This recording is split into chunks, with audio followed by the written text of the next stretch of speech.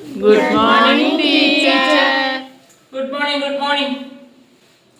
എന്തുവാ പിള്ളേർ, എന്തൊരു ബഹളമായി ക്ലാസ്സില്.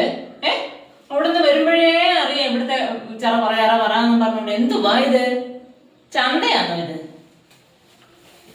ഈ വീട്ടിലൊക്കെ എക്സാം പേപ്പർ വല്ലതും കണ്ടായിരുന്നെങ്കിൽ മതിയായിരുന്നു. ഓഫീസിട്ടാ എന്തുവാടോ പിന്നെ ഇരുന്ന് കാര്യം പറഞ്ഞ എന്തുവാ? അപ്പൊ എല്ലാരും എക്സാം ഒക്കെ നന്നായിട്ട് എഴുതിയോ? എങ്ങനെ ഉണ്ടായിരുന്നു എക്സാം ഒക്കെ? അപ്പൊ ഞാൻ ഇന്നിനി ക്ലാസ് തുടങ്ങുന്നതിന് മുമ്പേ നമുക്ക് എക്സാമിന്റെ പേപ്പർ അങ്ങ് തന്നേക്കാം കേട്ടോ. അത് നീ വെച്ചോണ്ടിരിക്കണ്ട. എത്രയും മൂല്യമുള്ള സാധനങ്ങളൊക്കെ വെച്ചോണ്ടിരുന്നാലേ ശരിയാവത്തില്ല. നമുക്ക് എക്സാമിന്റെ പേപ്പർ അങ്ങ് തരാം. മാളു,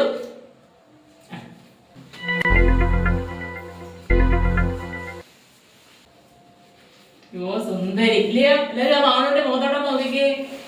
യോ സുന്ദരി കുട്ടി ഇല്ലയാ? ടീച്ചർ. വാലിട്ട് കണ്ണൊക്കെ എഴുതി എല്ലാം സെറ്റ്. ഇതൊക്കെ എപ്പോഴാ ഇത്രയും സമയം നിനക്ക്? ഇതൊക്കെ സമയം കിട്ടാറുണ്ടോ? 7:30 ആകുമ്പോ തുടങ്ങും, 9:30 ആകുമ്പോ തീരും. അത്രയും നേരം മെനക്കെട്ടാണ് ഇത്രയും പണി തൊട്ടാ ഇവിടെ വരുന്നത്. എന്റെ കൊച്ചേ, അത്രയും സമയത്തിൽ ഒരു 1/2 മണിക്കൂർ പഠിക്കാനായിട്ട് എടുത്തായിരുന്നെങ്കിലേ അത് ജയിച്ചെങ്കിലും പോയേനായിരുന്നു. മലയാളം നിന്റെ മാതൃഭാഷയല്ലയോ? അതെങ്കിലും നേരെ വായിച്ച് നോക്കി പഠിച്ചാൽ നിനക്ക് മാർക്ക് കിട്ടത്തില്ലയോ കൊച്ചേ? 53 കേട്ടല്ലോ എല്ലാരും? കൊണ്ടുപോ.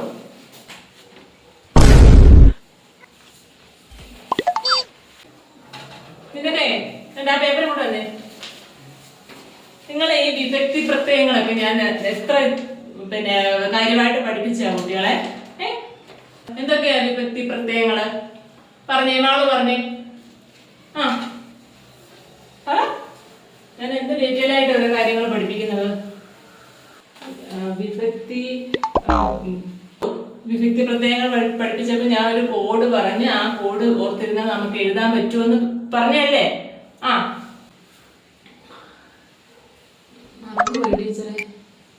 മറന്നുപോയി. ഞാൻ തരാം ഇപ്പൊ. ഞാൻ എന്താ നിപ്രസം? നിപ്രസം, ഉപ്പുരസം. ഉപ്പുരസം ഒന്ന് കടലില്. ഉപ്പുരസം, നിപ്രസം, ഉപ്പുരസം അല്ല, ഉപ്രസം. നിപ്രസം, ഉപ്രസം.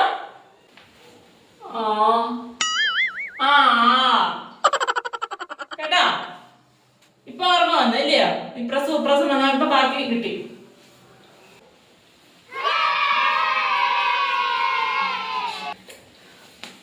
നാളെ വരുമ്പോ അത് പഠിച്ചോണ്ട് വന്നോണം കേട്ടോ. ഇപ്പൊ നീ ഇത്രയും കഷ്ടം കൊണ്ടുവന്ന് അച്ഛൻ്റെ അമ്മയും കാണിച്ച് ഒപ്പിടിച്ചിട്ടുണ്ട്. ഇപ്പൊ കൈ കൊണ്ട് നീട്ടിക്ക്. ഇത്രയും കഷ്ടപ്പെട്ട് മനുഷ്യൻ വായിട്ടടിച്ച് പഠിപ്പിച്ചിട്ട് പകുതി അടിക്കണം ടീച്ചറെ. നമുക്ക് കിട്ടിയില്ല.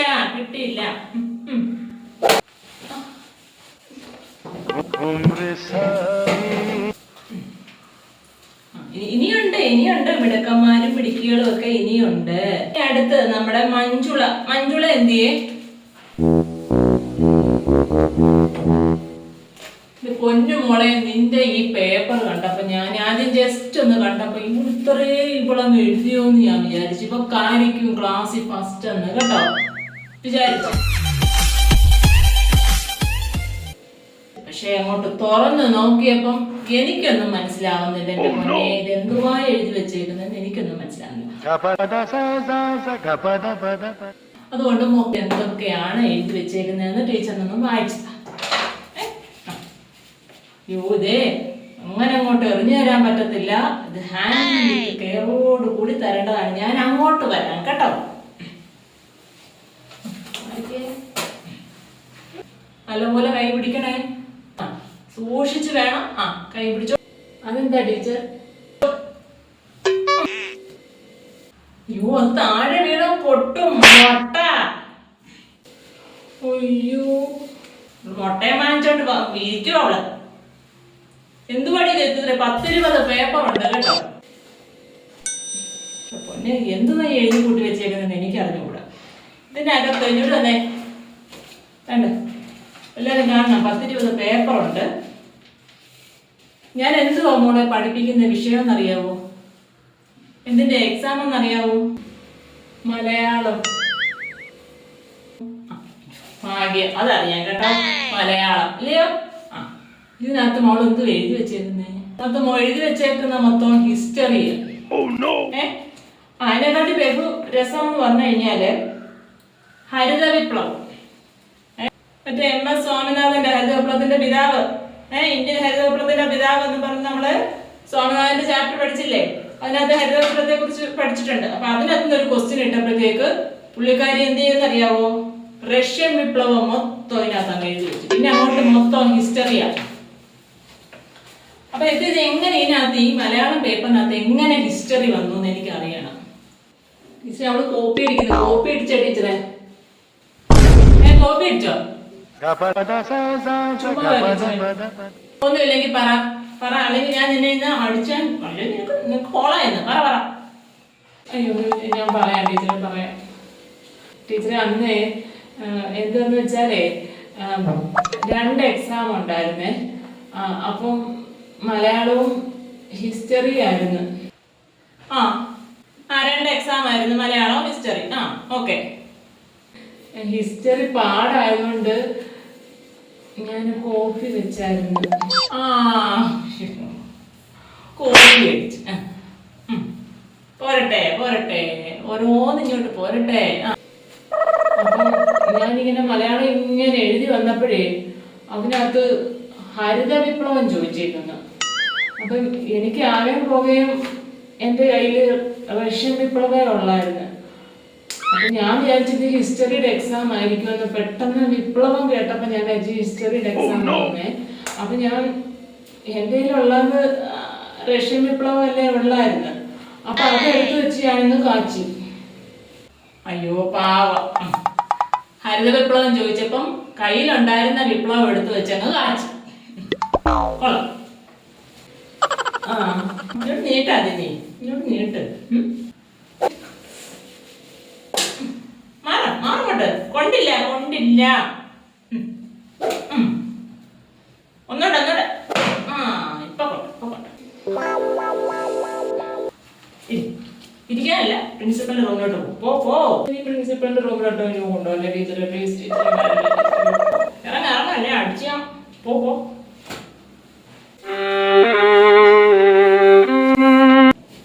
അടുത്തത് അശ്വതി PT. അതിന്റെ പേപ്പർ കാണുമ്പോഴാണ് എനിക്കൊരു സമാധാനം വരുന്നത്. എഴുന്നേക്ക് മോളെ. എത്രയാണെന്നറിയാമോ? 50 മാർക്ക്. 50, 49.5.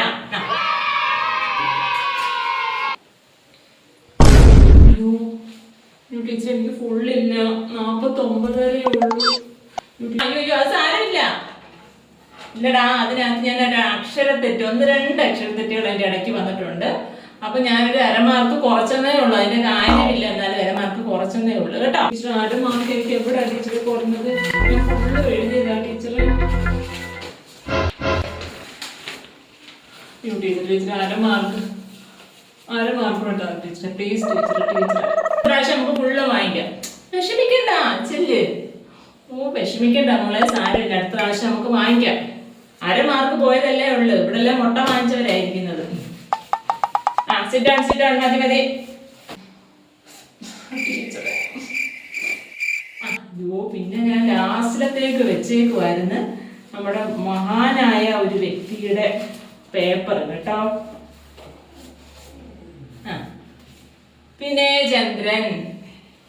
എന്തൊരു വിനയവാമന്റെ മോത്തൊക്കെയോട്ടൊന്ന് നോക്കിക്കേ. നല്ല വിനയ കുലീനനായിട്ട് അങ്ങ് നിൽക്കുക. എഴുന്നേക്കടാ.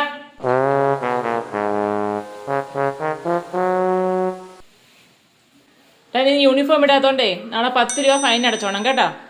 മക്കളെ, ഈ വർഷം ഇവിടെ തന്നെ ഇരുന്നാ മതിയോ? ഇപ്പൊ എത്ര വർഷമായി? മലയാളം എങ്കിലും ജയിച്ചെന്ന് പോകരുത് നിനക്ക്. ആ, അപ്പൊ നമ്മൾ ഇതിന്റെ ഇടയ്ക്ക് ഒരു ചോദ്യം ഉണ്ടായിരുന്നല്ലോ, മുഖ്യമന്ത്രിക്ക് ഒരു നിവേദനം എഴുതാന്. അപ്പൊ പലരും നല്ല വിചിത്രമായിട്ട് എഴുതി വെച്ചിരുന്നത്. എല്ലാവരുടെയും ഒന്നും ഞാൻ വായിച്ച് എനിക്ക് കേൾക്കാൻ വയ്യ, എനിക്ക് ഇനി വായിക്കാൻ വയ്യ. പക്ഷെ ഇദ്ദേഹത്തിന്റെ എനിക്ക് വായിക്കാൻ വയ്യ. വായിക്കാൻ പോവാണേ, കേട്ടാണ് എല്ലാരും. മുഖ്യമന്ത്രിക്കുള്ള നിവേദനമാണ് കേട്ടോ. ടീച്ചറെ വായിക്കല്ലേ. എത്രയും സ്നേഹം നിറഞ്ഞ മുഖ്യമന്ത്രി ചേട്ടൻ അറിയുന്നതിന്, കേട്ടോ, ചേട്ടന് അവന്റെ കൊച്ചച്ഛനാ. അവിടെ ചേട്ടന് സുഖമാണോ? അയ്യോ പറയാനാ. ചേച്ചിയും പിള്ളേരും എന്തു പറയുന്നു? അയ്യോ അവിടെ എല്ലാവർക്കും സുഖം. നീ അന്വേഷിക്കാൻ കേട്ടാ. എന്റെ അന്വേഷണം അവരോട് പറഞ്ഞേക്കണേ. ടീച്ചർ എന്താ ഈ പറയുന്നേ? ഒരു ലെറ്റർ എഴുതുമ്പോൾ സുഖവിവരങ്ങൾ അന്വേഷിച്ചില്ലെങ്കിൽ പുള്ളി എന്താ വിചാരിക്കും? പിന്നെ ചേട്ടാ, ഞങ്ങളുടെ അപ്പുറത്തെ കനാലിൽ പരിസരവാസികൾ മാലിന്യങ്ങൾ നിക്ഷേപിക്കുന്നു. അപ്പുറത്തെ കനാലിൽ മുഖ്യമന്ത്രിക്ക് അറിയാവുന്ന അപ്പുറത്തെ കനാലിൽ. അതിനാൽ അവിടത്തെ ജലം കെട്ടിക്കിടക്കുകയും കൊതുകുകൾ പെരുകുകയും ചെയ്യുന്നു. അതിനാൽ കൊതുക് ശല്യം കാരണം സ്വസ്ഥമായി പ്രഭാത കർമ്മങ്ങൾ നിർവഹിക്കാൻ സാധിക്കുന്നില്ല. അയ്യേ, ഇതൊക്കെയാണോ എഴുതി കൊടുത്തു വിടുന്നത്?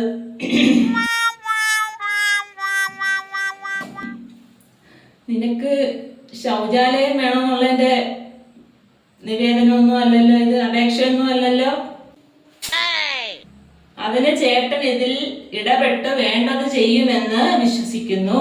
അവിടെയും സുഖം ഇവിടെയും സുഖം. കത്ത് ചുരുക്കുന്നു. മിടുക്കൻ ഭാവിയിലെ നമ്മുടെ ഇപ്പൊ മുഖ്യമന്ത്രി ആവാൻ പറയാൻ പറ്റില്ല. എന്തുവാടാ എഴുതി വെച്ചേക്കുന്നത്? ഇവനെയൊക്കെ ഞാൻ എന്തോ ചെയ്യും? മുഖ്യമന്ത്രി എന്റെ എന്തുകൊണ്ടോ കൊച്ചച്ഛനാണോ? ഞാൻ എത്ര വട്ടം പറഞ്ഞിട്ടുണ്ട്, നമ്മളൊരു എഴുതുമ്പോ ഒരു ലെറ്റർ എഴുതുമ്പോൾ നമ്മുടെ വിശിഷ്ട വ്യക്തികൾക്കോ അല്ലെങ്കിൽ അല്ലാതെ ഉള്ള ഒരു സ്ഥാപനത്തിലേക്കോ അങ്ങനെ ഒരു അപേക്ഷയോ അല്ലെങ്കിൽ നിവേദനമോ ഒക്കെ നമ്മൾ തയ്യാറാക്കുമ്പോ എന്തുവാ, ബഹുമാനപ്പെട്ട സാർ എന്നല്ലേ എഴുതേണ്ടത്. ഇപ്പൊ നമുക്ക് അത്രയും പ്രിയപ്പെട്ട അച്ഛനോ അമ്മയ്ക്കോ അല്ലെങ്കിൽ ഈ കൊച്ചിനോ സ്നേഹം നിറഞ്ഞ് അതൊക്കെ എഴുതുന്നെന്ന് വെച്ചാൽ എന്താണ്, എത്രയും സ്നേഹം നിറഞ്ഞ് നമുക്ക് ഒത്തിരി പ്രിയപ്പെട്ട ആൾക്കാർക്ക് എഴുതുമ്പോഴാണ്. മുഖ്യമന്ത്രി ഇതൊക്കെ പിന്നെ എത്ര തലപ്പത്തിരിക്കുന്ന ആളാണ്. വയ്യ. കൊണ്ടുപോകും. 57. ഈ വർഷം ഇവിടെ തന്നെ ഇരുന്നാ നീ കേട്ടാ. ഇങ്ങോട്ട് നീട്ട് നിനക്ക് തരാനുള്ളത് തരട്ടെ. ഇവിടെ മൂത്ത് നരച്ച് ഇതൊക്കെ കൊള്ളു. മാറി നരച്ച് ഇവിടെ നിന്നാ മതി. ഇവിടെ പെൺപിള്ളാരെ മായി നോക്കി പെൺപിള്ളാരെ മായി നോക്കി ഇവിടെ നിന്നാ മതിയോ? കഴിഞ്ഞു.